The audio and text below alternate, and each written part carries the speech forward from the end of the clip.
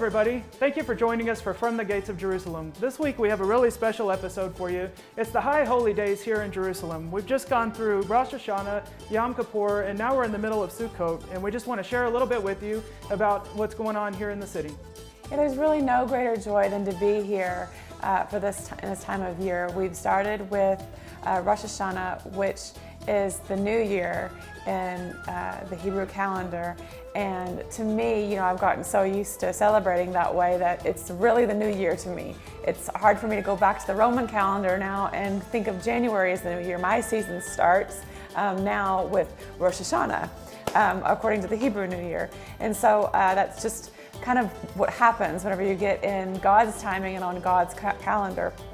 And then after that we have Yom Kippur, where we have fasting all day long in Israel. The reason that everyone in Israel, in Jewish culture, fast is for the repentance of their sins. Now, us as believers that Jesus is our Messiah, we believe that He already was the ultimate atonement for our sins. So you can fast on Yom Kippur or choose not to fast. And then after that, we go into an extreme contrast.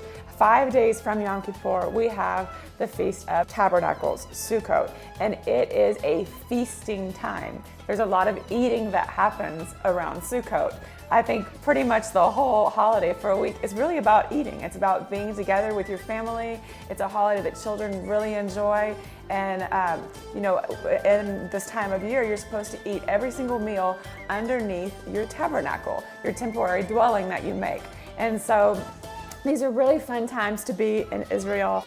People pour in from all over the world during this time of year, and it's really just a wonderful time to be here. Jewish people from all over the world come, Christian people from all over the world come, and it's just very exciting. Something that I saw a couple of years ago in one of the streets that runs through the center of Jerusalem was the Christian parade, and I think it's the ICEJ, the Christian embassy that hosts this ingathering of Christians, and I think they've been doing it longer than probably anybody in Israel. But whenever I saw this parade a few years ago, all the Christians that had come from all over the world, it just made me cry, because it's really one of the most beautiful things in the world. And I don't know how many people it is. I'm sure it's at least 10,000 people that come at one time specifically for this feast. And so that's been an organization that has been really instrumental in gathering Christians into Israel during this time of year. This year we had a really special experience with the holidays. Our good friend Abir Nasi took me out on Yom Kippur to the Western Wall in the Old City, and we got to see as thousands and thousands of people poured in from all over Jerusalem and from all over Israel and all over the world to celebrate the feast, and what a special time that was.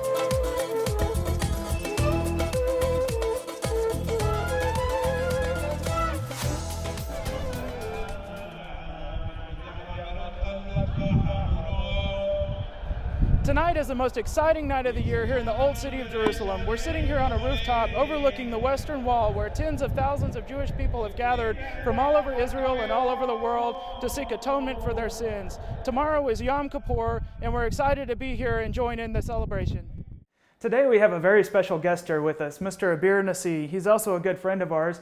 Most of you probably remember him from starting the Year Off Right conference in January, when he came with Amber and I and shared a little bit with us at Glory of Zion about his family's history and how his family ended up settled here in Jerusalem. So I've asked him today to share a little bit more about that with us, and also lead into how special the holidays are here in Jerusalem and what that means to us. First of all, Daniel, it's a pleasure to be with you. We already know each other more than a year. It's really a pleasure, and I think it's a good idea for me from time to time to talk about the Jewish holidays, and just to show, after all, for my father's side, I'm 4 generations in Jerusalem, and it's to share my feelings here in Jerusalem with you and with your people. It's really a pleasure for me.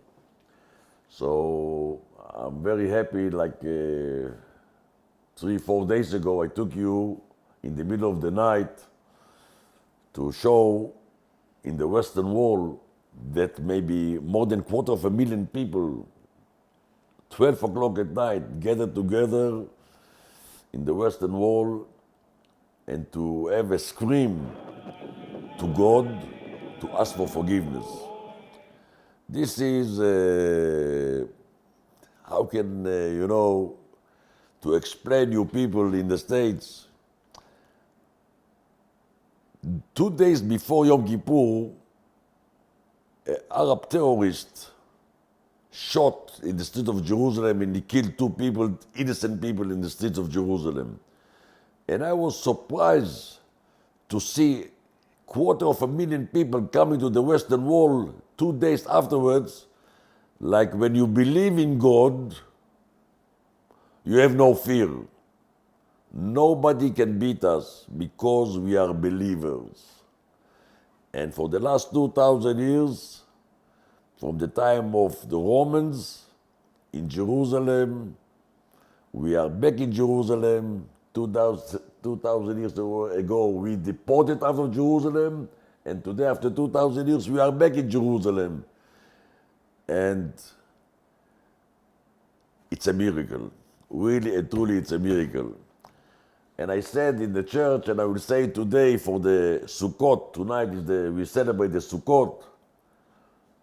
The most important things for you people to know, God doesn't love the Jewish people.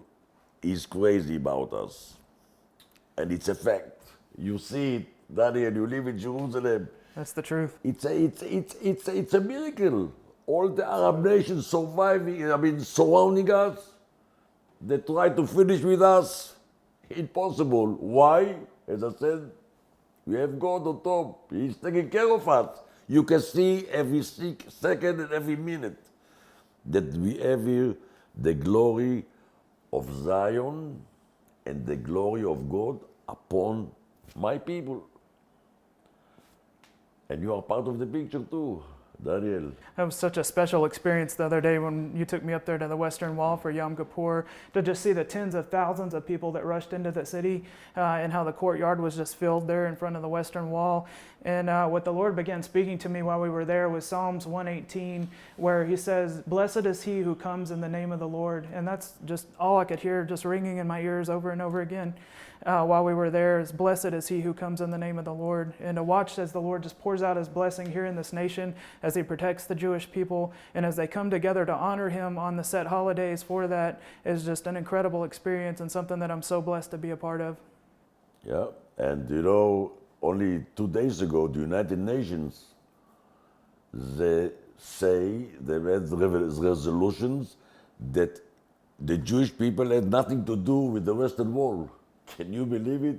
When you open the Bible and you see how many times, hundreds of times that Jerusalem mentioned in the Bible, suddenly the United Nations deciding that we have nothing to do with Jerusalem. So listen, the people of the United Nations that don't believe in the Bible, open the Quran and you show me in one place if the word Jerusalem mentioned. Nowhere. We are going to another subject, but it's amazing, but it's irritating me that here we are sitting here as a believers, and suddenly the United Nations, this is the people who control the world. They say that the Jewish people have nothing to do with Jerusalem. So if we don't have nothing to do with Jerusalem, maybe we should close the country and goodbye Columbus. This is one of the biggest struggles really that we have here in Jerusalem is how world powers and different people continually try to redefine what the Lord said about this city and about this place. And even as the UN would do that, the Lord has already spoken his promises over Jerusalem and his heart over Jerusalem. And for us as Christians to come into alignment with what the Lord has spoken over this land is our greatest honor. And that's how the Lord pours out his blessings once again on us. So we live with that. We're steadfast in what we believe about Jerusalem. And we just pray and we thank the Lord that he's steadfast in his promise and fulfilling his promises over Jerusalem. Daniel, I sit with you here as my brother. You are part of the picture. As a Gentile, King David says that my house going to be for all the nations. Why God chose me until today, I don't understand, but it's a fact. It shows me. Why? I don't know. But it's a fact.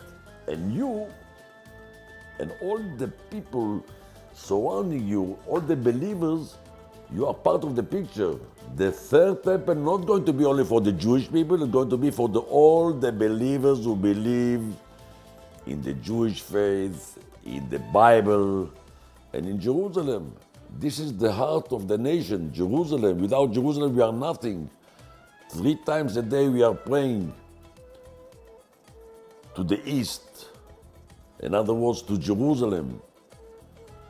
And suddenly, I mean, it's amazing resolution. I mean, I don't want to go back to this matter, but it's really irritates me. But let me tell you that you know it very well. God is with us. That's the good news. God is with us very much. And, you know, our real strength in life is the fact that we stand together. And as Jews and Gentiles stand together as the Bible laid forth for us, that's our strength. That's our strength here in this nation, and that's our strength as a body in the world and a body of believers. As we stand together with the Jewish people, we're part of the promise that God has for us. And as we move forward into the future and God begins to fulfill those things that He's laid out in the Bible, it's very key and foundational that we stand together with the Jewish people. Yeah, I agree with you 100%. Thank you so much for being with us today. My pleasure.